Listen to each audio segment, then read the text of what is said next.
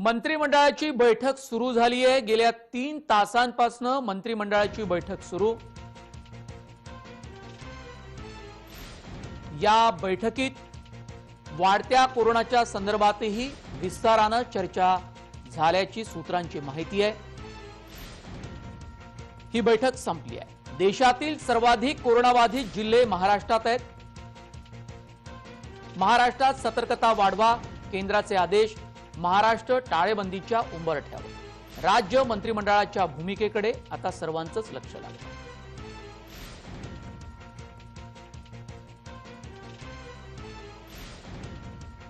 गेले जितेंद्र आव्हाड गृहनिर्माण मंत्री बोलतायत। या मंत्रिमंडळाच्या बैठकीनंतर थेट तिथे जाऊया।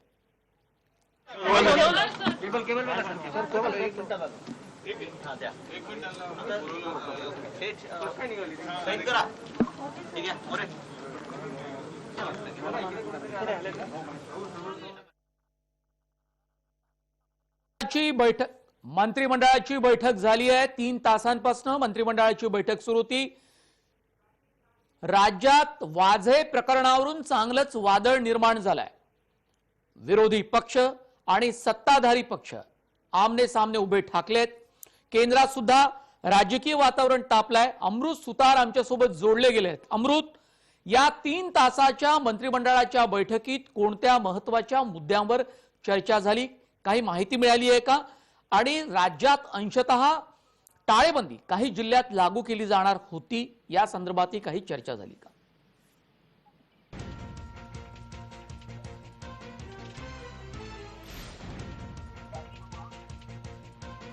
अमृत, आवाज येतोय माझा आपल्याला? अमृत, राज्य मंत्रिमंडळाच्या बैठकीत कोणत्या महत्त्वाच्या मुद्द्यावर चर्चा झाली आणि अंशतः राज्यात काही जिल्ह्यांमध्ये टाळेबंदी लागू करण्याचा निर्णय झाला का?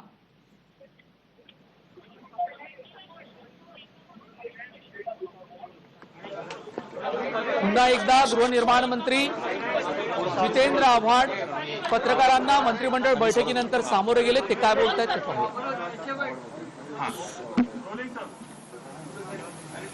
रश्मी शुक्लांच्या पत्रावरनं जो काही गदारोळ निर्माण झालाय, त्या गदारोळाबाबत काही स्पष्टता यावी म्हणून मी साधनांच्या माध्यमातून महाराष्ट्राशी बोलतो। एक तर पहिली गोष्ट म्हणजे कोणाचाही फोन टॅप करायचा असेल तर त्याला अतिरिक्त मुख्य सचिव गृह यांची परवानगी लागते।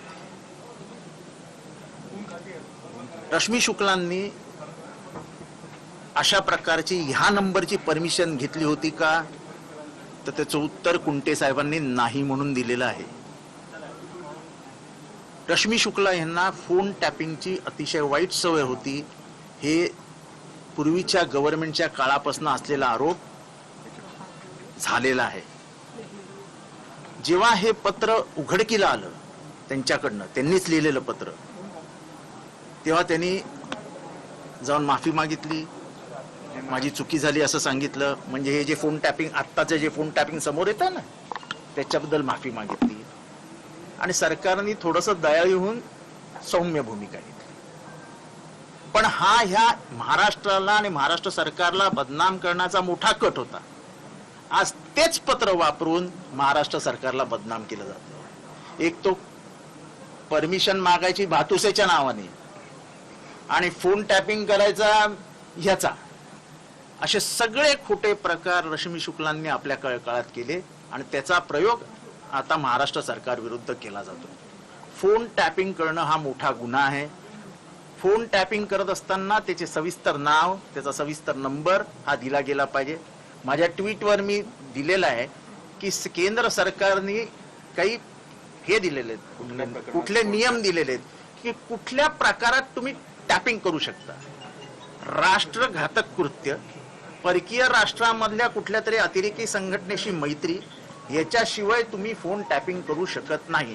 आणि अगदीच तुम्हाला वाटलं की हा माणूस इथल्या शांततेचा भंग करू शकतो, तर तुम्ही फोन टॅप करू शकता। म्हणजे रश्मी शुक्लांनी जी काही कारणं दिली होती तीही संयुक्तक नव्हती। तिने ज्या परमिशन्स घेतल्या होत्या त्याही चुकीच्या नावावर घेतल्या होत्या। परमिशन घेतली एकाच्या नावावर, फोन टॅपिंग केले दुसऱ्याचे, आणि ह्याच्यात आम्हाला दाट संशय आहे की अनेक मंत्र्यांचेही फोन टॅप करून घेतले. This is right to privacy, this is breach of right to privacy, आणि हे ते अनेक वेळा केले गेले. आमचं सरकार आलं तेव्हा आम्ही पेगॅससच्या नावाने बोंबाबोंब करत होतो, पण अचानक कोरोना आला त्याच्यामुळे काय होऊ शकलं नाही. पण फोन टॅपिंग करून त्याचं रेकॉर्ड ठेवणं आणि ते रेकॉर्ड नंतर वापरणं हे अतिशय वाईट आहे. आणि हे सगळे प्रकार रश्मी शुक्लांनी केलेले आहेत. कुठलीही परमिशन नसताना कुठलेही फोन नंबर टॅप करायचे, एकाच्या नावावर परमिशन घ्यायची, दुसऱ्याचा फोन टॅप करायचा, हे साधारण आपल्या लक्षात येतच नाही ना. आता समजा एसीएस होमनी ह्याची परमिशन दिली असेल तर एसीएस होमला काय माहिती की ह्याचा फोन टॅप होतोय. म्हणजे आपल्यावरचा जो नोकरशहांचा विश्वास असतो एकमेकाचा, त्याच्याशीच गद्दारी करून पूर्ण डिपार्टमेंटला, पूर्ण महाराष्ट्राला बदनाम करण्याचं काम रश्मी शुक्लांनी केलं. आणि मग त्याला बदल्यांची जोड दिली. ज्या बदल्यांची नावं आहेत आणि जे माणसं आहेत, ती माणसं तर एवढी चिल्लर आहेत की त्यांना त्यांच्या म्हणजे त्यांचे फोन पण कोणी घेणार नाही. त्याच्यातला महादेव इंगोले कोण आहे तुम्ही शोधा, तो कोणाशी संबंधित आहे. त्यामुळे हे कुंभांड रचलं गेलं, हे षडयंत्र रचलं गेलं, आणि निष्कारण टॅपिंगच्या नावाखाली, बदल्यांच्या नावाखाली मोठं रॅकेट, असं एक महाराष्ट्र विकास आघाडीला बदनाम करण्याचा एका षडयंत्राचा मुख्य जर कोण असेल तर ती रश्मी शुक्ला आहे. दोन प्रश्न इथे उपस्थित आहेत. एकतर मंत्र्यांचे फोन टॅप होतात असं तुम्ही म्हणताय, तर त्याची चौकशी होणार का? आणि दुसरा प्रश्न, त्यांनी माफी मागितली म्हणताय, ही माफी फडणवीसांनी हे पुरावे समोर आणल्याच्या आधी मागितले की नंतर? असं आहे की हे प्रकरण आहे ज्याला जवळजवळ 2 महिने होऊन गेले, आणि मी हे पहिल्यापासून म्हणतोय की फोन टॅप होत आहेत. माझे अनेक ट्विट आहेत फोन टॅपवर. मी आज पहिल्यांदा म्हणत नाहीये, मी अनेक वेळा ट्विट केले की फोन टॅप होत आहेत. जेव्हा रश्मी शुक्ला मलाच सांगते कि तुम व्हाट्सएप पे बात मत किया करो, तुम मोबाईल पे बात मत किया करो, अगर मेरे को भी फोन करोगे ना तो लँडलाईन से करो. एवढं काय घाबरायचं? आपण कुठला मोठा राष्ट्रविघातक कृत्य करतोय? आणि एसआयडीची अधिकारी एका मंत्र्याला हे सांगते की तुम्ही मोबाईलवर बोलूच नका. याचा अर्थ काय समजायचा? याचा अर्थ काय समजायचा? चौकशी केली जाणार का मंत्र्यांचे फोन टॅपिंगचा संशय? त्याची मंत्र्यांचा फोन टॅपिंगचा संशयाचा प्रश्नच नाही. फोन टॅपिंगचे जे परमिशन्स घेतले आहेत, त्या घेतल्या आहेत की नाही, ते कोणाच्या नावाने घेतल्या आहेत, कोणाच्या केल्यात, याची सगळीच चौकशी झाली पाहिजे. असं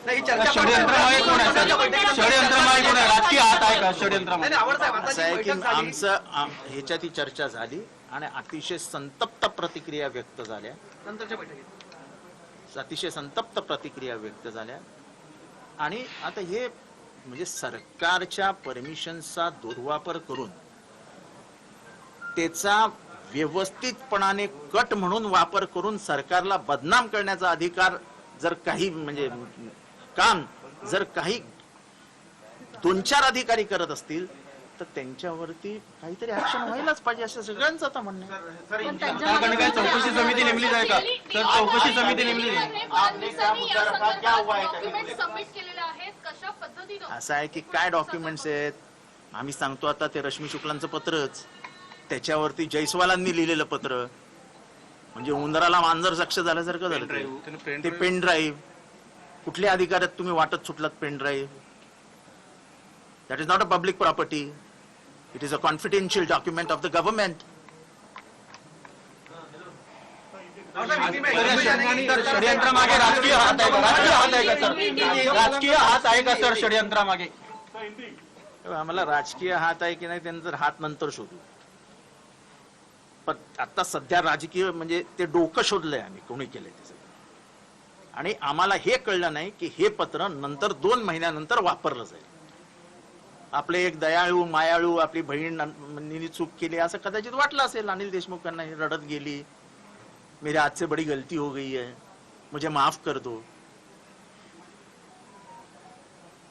मेरे पति का अभी अभी निधन हुआ है. सरकारमध्ये सुद्धा माणसंच आहेत, त्यांना देखील हृदयाचं असतं. जाऊ दे, चला सोडून द्या. पण इतकं मिठ्ठ कुंभाणेच्या मागे असेल हे आज कळतंय ना. चौकशी समिती नेमली जाईल का सर? पहिलं आता मी तुमच्यासोबत खुलासा केलाय, त्यापुरतच मी मर्यादित बोलतोय. बाकीचं नंतर उद्या तुमच्या समोर तक्रारी केल्या,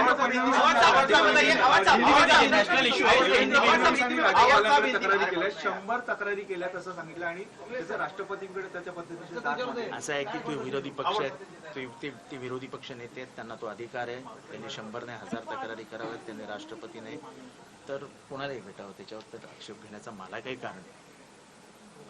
माझा आक्षेप एकाच गोष्टीवर आहे की शुक्लांनी लिहिलेलं पत्र, कुंटेंनी दिलेली न दिलेली परमिशन, झालेले फोन नंबर टॅप, त्या माणसांची नावं, ज्यांची नावं दिली होती त्यांचे फोन नंबर, याचं सगळ्याचं आता तुल्यमापन झालं पाहिजे ना.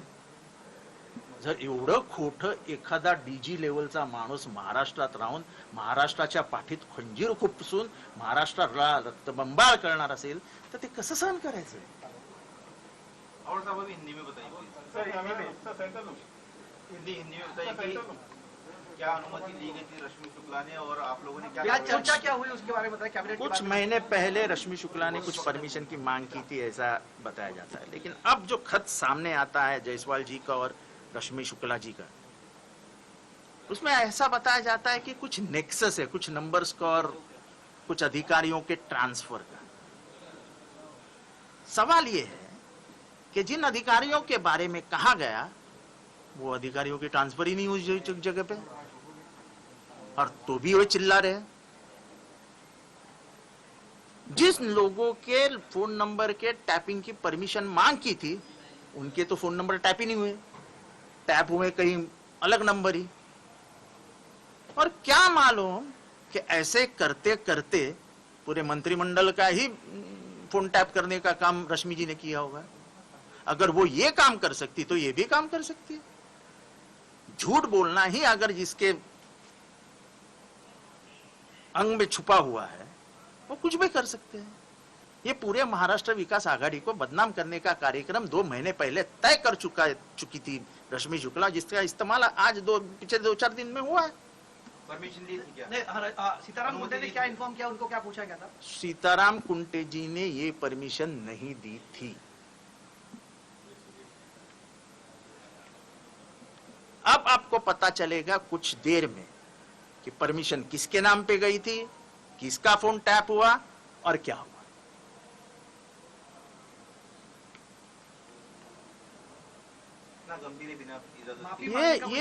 ये ऐसा है, ये जब खत के बारे में उसको पता चला कि मैं पकड़ी गई हूं तब उन्होंने सीएम के पास जाके रोना गाया, वो डीसीएम एचएम के पास गई हमारी बहन, उधर भी रोना गाया, और फिर माफी तलाफी के लिए उसने मांग की कि अब मुझ पर कार्रवाई मत करो। अब महाराष्ट्र विकास आघाड़ी जरा दिलदार सरकार है, दिल बड़ा करके उसको माफ कर दिया। उनको क्या मालूम था कि 2 महीने के बाद यही फिर से रश्मि शुक्ला सामने खड़ी होकर फिर से एक बदनामी का नया रैकेट तैयार करेगी। उन्होंने जितनी भी बदलियां का नाम लिखा है उसमें के 90% बदलियां हुई नहीं, तो आरोप काहे के हैं? सिर्फ चिल्ला चिल्ला के बोलना, चिल्ला चिल्ला के सामने आना, और हमने ये सब बात बताई नहीं थी कि हम एक दूसरे से मिले नहीं थे। अब जब हम एक दूसरे को मिले आज, तब मैंने दोपहर को ही ट्वीट किया कि परमिशन ए के नाम से मांगी, फोन ये किया बी का। अच्छा, फोन के टैपिंग की परमिशन देने के लिए कुछ केंद्र सरकार ने ही नियम बनाए हैं, जो आप अगर मेरा ट्वीट निकालोगे तो उसमें लिखा है। उसमें सबसे बड़ा यह है कि आप राष्ट्रद्रोह का काम कर रहे हो तो आपका फोन टैप हो सकता है, और सबसे छोटा कारण है कि आप अगर शांतता बिगाड़ रहे हो, यहाँ उस प्रदेश की शांति बिगड़ रही है आपकी वजह से, तो आपका फोन टैप हो सकता है। ऐसी कौन सी वजह थी इन लोगों के, जिन लोगों की उसने मांग की थी, जो टैपिंग हुआ ही नहीं, या ऐसी झूठ मूठ की कहानी बनाने का अधिकार उसको किसने दिया था? तो ये महाराष्ट्र को बदनाम करने का खेल रश्मि शुक्ला जी ने क्यों किया, और उसी के ऊपर अपोजिशन खेल रहा है। मीटिंग में किस तरह की प्रतिक्रिया आई और किस तरह की कार्रवाई की मांग? ऐसा है, बहुत संतप्त प्रतिक्रिया आई कि जो हमने किया ही नहीं था। बदलियों में किसी का हाथ ही नहीं था। सभी बदलियां गवर्नमेंट के चैनल थ्रू, जिसको एक पीएबी की कमिटी बोलते हैं, उस माध्यम से हुई है। तो क्यों किसी को बदनाम किया जाए? क्यों अधिकारियों को भी बदनाम किया जाए कि तुम वसीले पे वहां बैठे हो? ऐसा है, मेरा तो स्पष्ट भूमिका है कि जिन अधिकारियों का नाम लिया गया है, मैं अधिकारियों का नाम नहीं लेना चाहता हूं, पर जो वसीले से वो नहीं बैठे हैं, उन अधिकारियों ने स्वाभिमान देके डिफेमेटरी की केम्स डालनी चाहिए रश्मि शुक्ला जी के ऊपर कि आपने हमारा नाम बदनाम किया संसार में। हमारे ऊपर शक से लोग दिखने लगे। राजनीति करते करते पूरे दल में गुस्सा निर्माण हो गया है। क्या कार्रवाई की मांग की गई है आज की बैठक में? अभी जो होगा वो आगे होगा, देखेंगे क्या। पहले भी किसी ने मांग की थी या फिर ऐसी कोई? अरे मांग तो हम जरूर करेंगे। आप हमारी अधिकारी होके, हमारी बहन होके एक तरफ माफी मांगती हो और दूसरी तरफ पीछे से छुरा डाल देती हो। ये स्पष्टता हम मांगेंगे। ये किसके कहने पे क्या ऐसा आपको लगता है? ये आपने कहा षड्यंत्र है, किसका षड्यंत्र है? अब सभी बातें मैं खुलकर बताऊं तो उसमें भी कोई मजा नहीं है। आप भी सोचो जरा, 4 दिन से 5 दिन से क्या हो रहा है। महादेव इंगले किसका क्या? नाही, परमवीर सिंग यांनी जे पत्र लिहिलं होतं आणि देशमुखांवर आरोप करणार, त्या संदर्भात काही चौकशी करण्याचा निर्णय राज्य सरकारने घेतलाय. ते आता म्हणजे आजच्या मीटिंग मध्ये तरी त्याच्यावरती काही चर्चा झालेली नाही, पण ह्याच्यातला सर्वात जो सुरुवात जिथे झाली आहे सगळ्याची, ते आहे रश्मी शुक्लांचं पत्र, त्याच्यावरती स्वतः जयस्वालांचं पत्र, आणि त्याच्यानंतर झालेले चर्चा, आणि त्याच्यानंतर भ्रष्टाचार, त्याच्यानंतर बदल्या, आणि त्याच्यातली एकही लिंक लागत नाही ना. लिंक्स तर लागल्या पाहिजेत. महादेव इंगले का आपने कहा कनेक्शन किससे है क्या? आप ढूंढो कौन है ये महादेव इंगले, किसके पीछे घूमता है, किसके पीछे घूम रहा था, ढूंढो, नाम भी ढूंढो. पण ही तक्रार आता थेट गृह सचिवांकडे केलेली आहे फडणवीसांनी, आणि हे पत्र आणि एक पेनड्राईव्ह त्यांनी गृह सचिवांना दिले. बरोबर आहे ना, पण असं आहे की आता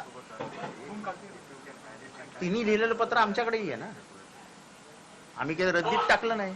ती म्हणाली की माझी माफी झाली, म्हणजे जी बाई माफी मागते, मला माफ करा माझी चुकी झाली म्हणते, तीच बाई उलटून परत त्याच पत्राचा वापर करण्यासाठी लोकांना पुढे करते. हे तर म्हणजे शॉकिंग. हे त्यांनी ऑन रेकॉर्ड सांगावं असं तुम्ही काही त्यांना सूचना करणार का सरकारतर्फे? कोणाला? रश्मी शुक्लांना. की आता ह्याच्यावरती लिगली काय कारवाई करता येते त्याचाच विचार केला पाहिजे. आता माफी तलाफी बस झाली हो, म्हणजे असं माझं तरी आता बाहेर आल्यानंतर मत. श्रेष्ठांचा काय निर्णय असेल मला माहित नाही, माफी तलाफी बंद केली पाहिजे. आज गृहमंत्री इस्तीफे को लेकर भी कुछ क्या बातें वगैरह हुई कि क्या करना? जो बातें हुई मैंने आपको बता दी. जय हिंद, जय महाराष्ट्र. कोरोना संदर्भात काय? कोरोना संदर्भात सर. जयस्वाल आणि रश्मी शुक्ला यांच्या पत्रानं वादळ निर्माण झालं. रश्मी शुक्लांनी अनेक मंत्र्यांचे फोन टॅप केले. रश्मी शुक्ला यांनी महाराष्ट्र सरकारचा विश्वासघात केल्याचा आरोप जितेंद्र आव्हाड यांनी केला. रश्मी शुक्ला यांनी विश्वासघात केला राज्य सरकारचा, असा आरोप जितेंद्र आव्हाड यांनी मंत्रिमंडळ बैठकीनंतर लावलाय. राम कदम. प्रसादजी, आपण पाहिलं की एखाद्या चोराचं, दरोडेखोराचं किंवा ज्यांनी इतका अक्षम्य असा अपराध केलाय, त्या वाझे गँगचं हे तिन्ही पक्षाचे नेते आणि सरकार ज्या पद्धतीनं समर्थन करतायत, त्याचा अर्थ काय काढायचा, यांचे नेमके हात कसे गुंतलेले आहेत, ते आता महाराष्ट्राच्या आणि देशाच्या जनतेला कळून चुकले. रश्मी शुक्लांनी काय अपराध केला? रश्मी शुक्लांनी हे सगळे मंत्री दलालमध्ये ठेवून कसे बदल्यांचे पैसे खातायत हे बाहेर काढलं. पण आता रश्मी हे शुक्ला बाहेर यांनी काढणं हे माफी महाराष्ट्राच्या मागितली हिताचं आहे. 2 महिन्यांच्या अगोदर, असं जितेंद्र आव्हाड यांनी सांगितलं. गृहमंत्री अनिल देशमुख यांच्याकडे जाऊन नियमांचं उल्लंघन केलं, कायद्याचं उल्लंघन केलं म्हणून माफी मागितली, आणि 2 महिन्यानंतर हे पत्र भाजपला दिलं किंवा ज्यांना दिलं, जे आता या पत्रावरून राजकीय वातावरण तापवत आहे, असा आरोप त्यांनी केला. नाही, कसं आहे की त्यांना जे आरोप करायचे त्यांनी जरूर करावेत, पण अतिशय आमचं साधं सोपं सरळ म्हणणं आहे की या तिन्ही पक्षांना म्हणायचं ना, आम्ही प्रामाणिक आहोत, चला करा मुख्यमंत्र्यांची आणि गृहमंत्र्यांची नार्को टेस्ट करा, दूध का दूध पाणी का पाणी. आम्ही प्रामाणिक आहोत ह्याला सिद्ध करायला सगळ्यात चांगलं काय तर नार्को टेस्ट करा. देशमुखजी म्हणतात मी घरी होम क्वारंटाईन होतो, ठीक आहे होतात, करा तुमचा मोबाईलचा सीडीआर रिपोर्ट आणि टॉवर लोकेशन प्रसिद्ध करा, जय महाराष्ट्राला दाखवा. महाराष्ट्र जनतेला कळेल की बाबा देशमुख साहेब घरीच होते, भाजपवाले का आरोप करतात. या तिन्ही गोष्टी याला करायच्या नाहीत. रश्मी शुक्लांनी जे फोन टॅप केलेत ना, हिंमत असेल तर होऊन जाऊ देत. पण ते फोन टॅप ऐकवा टीव्ही चॅनलवर. तुमची माझं मागणी खुलं आव्हान आहे. तुमची मागणी ते फोन एकीकडे टॅप आहे, केले, पण फोन रश्मी टॅपिंग शुक्ला केले, यांनी त्याचं फोन मत- टॅप हे कायद्याचं उल्लंघन करून गेले, हे तुम्हाला मान्य आहे का? नाही, या नाही, सुद्धा तुमच्या कायद्याचं सरकारमध्ये झालं तर उल्लंघन- तुम्हाला नाही, ते मान्य असेल का? नाही कोणाचं खाजगी संभाषण नाही केलंय. जे सत्तेत बसले, जनतेच्या हितासाठी सिंहासनावर बसलेत, राज्य चालवतायत, अशी जर लोक जर भ्रष्टाचाराच्या मार्गातून एखाद्या डीसीपीचे 5 कोटी, मग त्या डीसीपीने खाली जाऊन काय लुटायचं का 50 कोटी? आणि लुटणार कोणाला? आमच्या महाराष्ट्राच्या जनतेला लुटणार. आणि हे काय सहन करायचं? नाही, मुद्दा अतिशय असा आहे की साधा, ऍडिशनल सोपा, चीफ सरळ प्रश्न सेक्रेटरी आहे. गृह विभागाच्या अतिरिक्त मुख्य सचिवांनी ज्या एका गोष्टीसाठी फोन टॅपिंग करण्याची परवानगी ही रश्मी शुक्ला यांना एसआयडीच्या प्रमुखपदी असलेल्यांना दिली होती, ते काम सोडून त्यांनी इतर अनेक फोन हे टॅप केलेले आहे जे नियमात बसत नव्हते, असा आरोप आहे. नाही, आता नियमात बसतात नियमात बसत नाहीत त्याच्यावर चर्चा होऊ शकते, पण त्यांनी जे फोन टॅप केलेत त्याच्यात गंभीर स्वरूपाची माहिती, ज्याच्यामध्ये महाराष्ट्राच्या जनतेशी विद्रोह, तो का समोर येतो? काय कारण? भ्रष्टाचाराचं प्रकरण का समोर येतं? वसुलीचं प्रकरण समोर काय येतं? हप्ते वसुली समोर काय येते? आता ही जी हप्ते वसुली या मंत्र्यांची, यांच्या दलालांची समोर आले, हे खरं या महाराष्ट्रातल्या मंत्र्यांचं दुःख आहे. पण मग रश्मी शुक्ला या त्यांच्याकडे माफी मागायला गेल्या असं त्यांचं म्हणणं होतं. आता म्हणतात ना की पेड़ से गिरे तो भी हमारे पांव ऊपर, तसं त्या पद्धतीने या सरकारच्या नेत्यांचं चाललंय. धन्यवाद राम कदमजी. भाजपचे प्रवक्ते राम कदम मंत्रिमंडळाच्या बैठकीनंतर जितेंद्र आव्हाड पत्रकार परिषदेला सामोरे गेले, त्यावर आपली प्रतिक्रिया देत होते. धन्यवाद.